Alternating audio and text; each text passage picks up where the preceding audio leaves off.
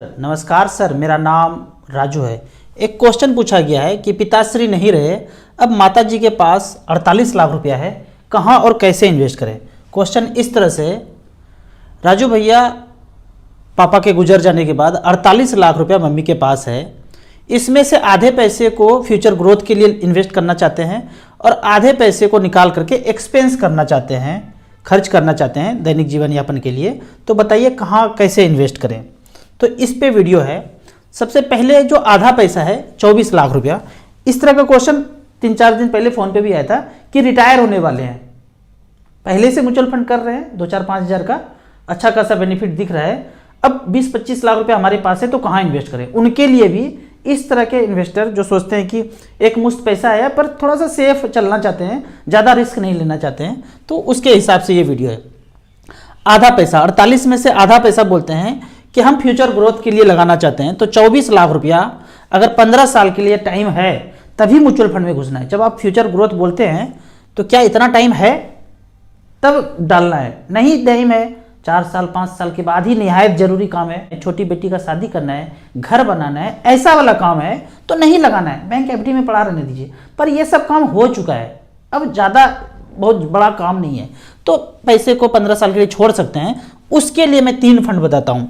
यहाँ पे मैं स्मॉल कैप मिड कैप का जिक्र नहीं कर रहा हूँ क्योंकि जो पैसा है थोड़ा सेफर लगा के चलना है। तो ICICI multi cap, HDFC flexi cap, Nippon multi cap में 8-8 लाख रुपया हम लगा देंगे, 24 लाख रुपया। यहाँ पे देखते हैं, एक रिकॉर्ड देखते हैं कि हमने जो फंड लिया है मल्टी कैप और फ्लेक्सी कैप में, पहला हमने चुना है मल्टी कैप कैटेगरी में। तो मल्टी कैप में जो सबसे पुराना फंड है, अगर मुझसे पूछेंगे तो आईसीआईसीआई प्रूडेंशियल मल्टी कैप को मैं प्रेफर करता हूँ। 2013 में 10 लाख रुपया यहाँ इन्वेस्ट किया, 10 साल पहले 41,74,000 रुपया बनाया है। और दूसरा फंड है निपॉन इंडिया मल्टी कैप, यहाँ पे 10 लाख रुपया इन्वेस्ट किया वन टाइम, तो पैसा बना है 43,63,000 रुपया। और तीसरा जो फंड है, 2 फंड तो मल्टी कैप में हो गया, और तीसरा फंड है फ्लेक्सी कैप में, एचडीएफसी फ्लेक्सी कैप। काफ़ी पुराना फंड है, 93-95 में ये शुरू हुआ था। एचडीएफसी फ्लेक्सी कैप में 10 लाख रुपया वन टाइम रखा। एयूएम देखिए 33,000 करोड़। इतना तो बैंक के पास भी पैसा नहीं होता है, छोटे मोटे बैंक में जितना एक स्कीम में पैसा है 33,000 करोड़।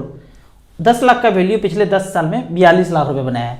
तो इस तरह से करके 8 लाख रुपया करके 24 लाख रुपया आपने इन्वेस्ट कर दिया। अगर मैं ये मानूं, ये तो अपने पीछे का रिकॉर्ड दिखाया मैंने, नॉर्मली कैलकुलेट करूं तो यहाँ पे देखते हैं कि 24 लाख रुपया यदि आप रिमेन इन्वेस्टेड रहते हैं 15 साल के लिए और 14% का रिटर्न यहाँ पे कैलकुलेट करूं एवरेज आने वाले 15 साल में, कभी भी 10-20% ना मोगेम्बो को दे दीजिए, कभी भी गिरा देना भाई, हमको कोई प्रॉब्लम नहीं है। 10-20% दे दीजिए खेलने के लिए, इतना तो पता चल ही गया है कि खेलता है वो, खेलने के लिए दे दीजिए। 1.5 करोड़ रह जाए कि 1,40 रह जाए, वो खेलने के लिए उसको दे दीजिए।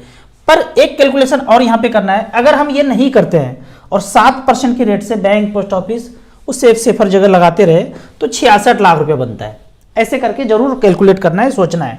तो इस तरह से करके लगभग 1,71,00,000 मतलब 1.5 करोड़ का एसेट आपका बन जाएगा। यदि हमने 14% के रेट से कैलकुलेट किया था, आप 13 से कैलकुलेट करेंगे 1.5 करोड़ रुपया बनेगा, 12 से कैलकुलेट करेंगे 1,31,00,000 रुपया बनता है, और 7% के रेट से भूले भटके भी हो तो 66 लाख रुपया बनता है, जो बैंक, पोस्ट ऑफिस सेफर जैसा है।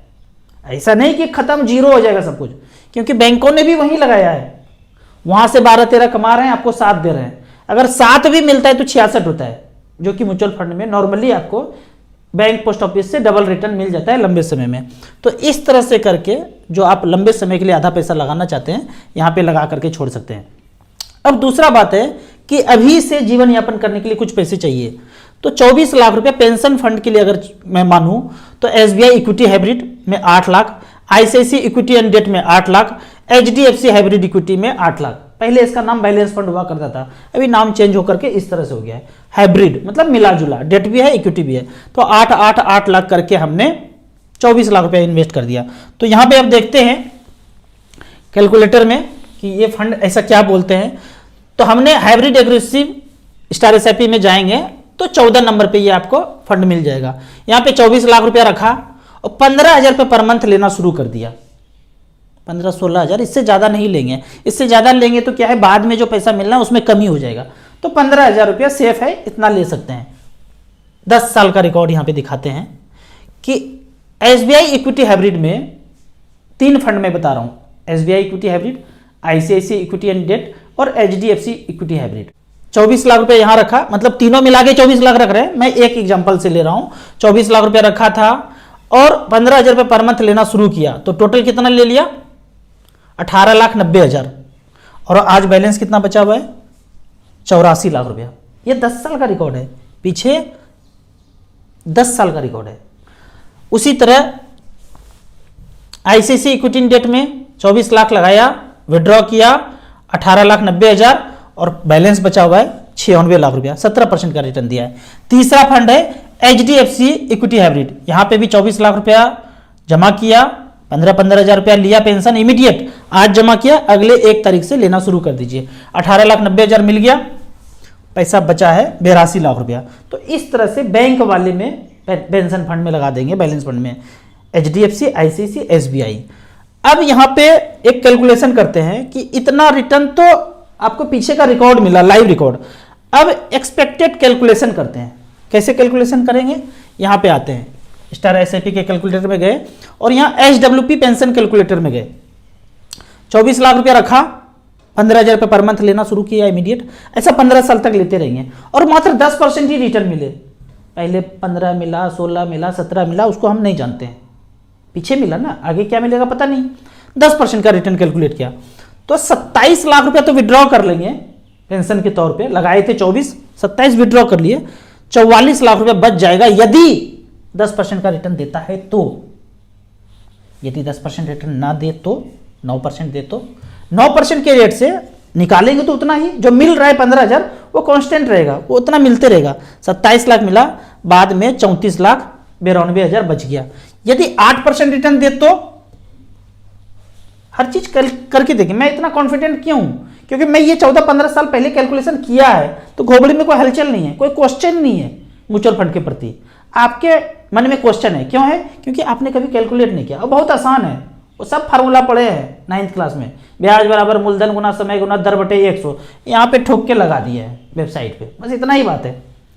8% के रेट से निकाले तो उतना ही, 27,11,000 रुपये बचा।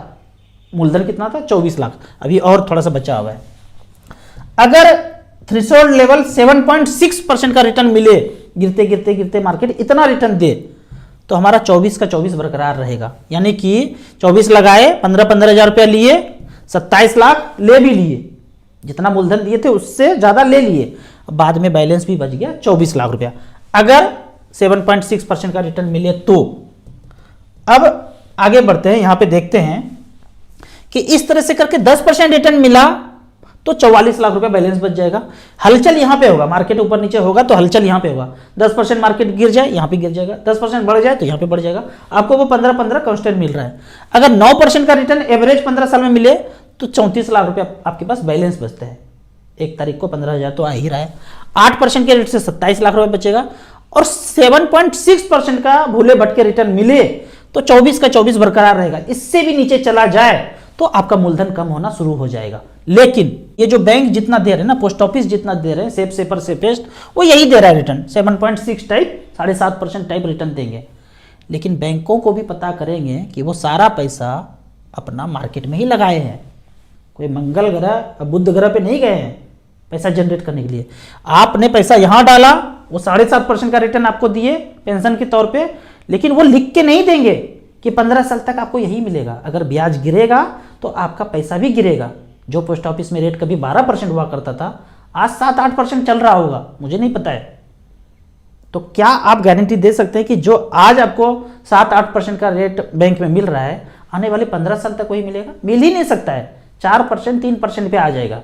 तो वैसे स्थिति में अनिश्चितता तो वहां भी है, तो मार्केट उससे क्या बुरा है? यहां तो 15% तक अपॉर्चुनिटी है पैसा पाने का, तो सारा का सारा मार्केट में ही लगना है। आपने भूतकाल में देखा मार्केट 50% गिर गया, अगर वही गिरावट 10 साल तक रह जाता तो आपने बैंक, पोस्ट ऑफिस, सेफर लगाया है पैसा, वो कहां से आपको पैसा दे पाता? कोई नहीं दे पाता, सब दिवालिया हो जाता। तो गेम बड़ा सोच समझ के किया जाता है। 6 महीना, साल भर, 2 साल के लिए गिराना है, फिर तो धीरे धीरे उठा ही देना है मार्केट को। तो गिराते भी वही हैं, उठाते भी वही हैं, तो आपको धैर्य रखना है। तो इस तरह से करके आप पैसे को डाइवर्सिफाइड करके लगा सकते हैं। इसमें मैं एक चीज करना भूल गया कि 1 साल के लिए पैसा आप बैंक में एफडी करके रखेंगे। 1 साल का पैसा, जितना भी पैसा है उसका मैं 1 साल का क्यों बोल रहा हूं, क्योंकि मोगेम्बो खेलेगा कभी ना कभी। जब ज्यादा मार्केट गिर जाए 20% से ऊपर, तब आप एचडब्ल्यूपी लेना बंद कर दीजिए और बैंक वाला पैसा खाना शुरू कर दीजिए 1 साल तक। 1 साल के बाद सब चालबाजी खत्म हो जाएगा, लोग जागरूक हो जाएंगे, वो सब बवंडर था, झोंकाबाजी था, सब टेलीविजन पे था, यहाँ पे रियलिटी में कुछ नहीं था। तो 1 साल का पैसा आप बैंक में करके रखें। मान लीजिए आपका 20,000 रुपये पर मंथ खर्चा है, तो 12 दूनी 24, 2.5 लाख रुपये आप बैंक में एफडी करके रखिए। इमरजेंसी फंड में मोगेम्बो बम फोड़े गया तो हम वो वाला पैसा निकाल के खाएंगे, यहाँ से नहीं छुएंगे। 1 साल के बाद फिर से मार्केट रिकवर हो जाएगा, फिर से ज़्यादा पैसा लेना शुरू कर दीजिए। तो इस तरह से करके आप प्लानिंग कर सकते हैं। अब मैं यहाँ पे आपको एक कैश फ्लो दिखाता हूँ कि 10% के रेट से अगर चलता रहा तो कितना पैसा कैसे कैसे बढ़ रहा है। 27 लाख लिए और 44 लाख बच गया, 15-15 हज़ार रुपये पर मंथ ले ही रहे।